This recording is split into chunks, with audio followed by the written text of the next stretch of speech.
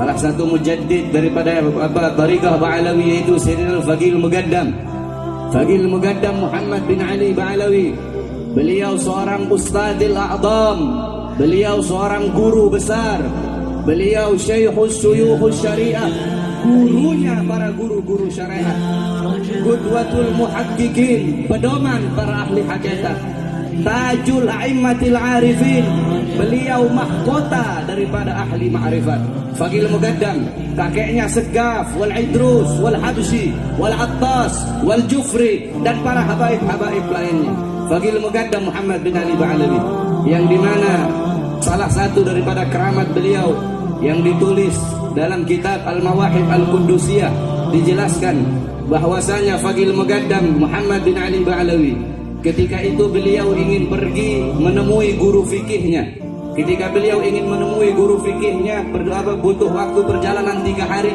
Ketika beliau sampai, ternyata guru fikihnya sudah meninggal. Akhirnya beliau pergi ke masjid. Ketika beliau pergi ke masjid, beliau bermunajat kepada Allah.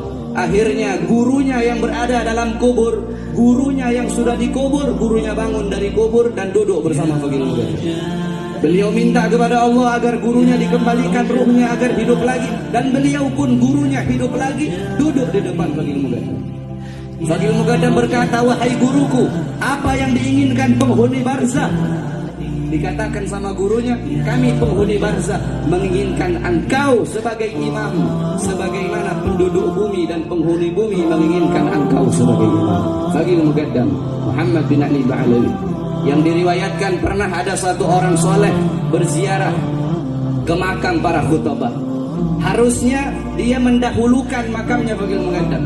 Jadi dalam adab atau akhlak dalam berziarah, ketika mereka berziarah di pemakaman para aulia di satu daerah, maka mereka harus mendahului makam Faqih Al-Muqaddam Muhammad bin Ali Ba'alawi. Seperti contoh, kalau kita di Jakarta, kita harus mendahului ziarah ke Habib Husain bin Abu Bakar Ali Idrus Luar Batang, baru ziarah ke ke habaib yang lain. Kalau ke Bogor, ziarah ke Habib Abdullah bin Muhsin Al-Atos Keramat Empang, baru ziarah ke habaib yang lain. Nah, ini orang soleh, dia ziarah, dia mengakhirkan Faqih Al-Muqaddam. Jadi dia mendahulukan makam para khutbah. Akhirnya ketika dia sedang berziarah, turun 2 orang dari langit.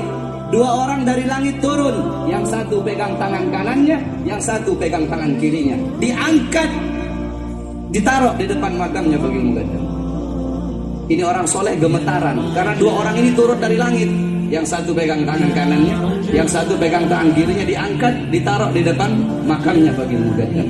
Dan 2 orang tersebut berkata, "Kalau kau mau ziarah,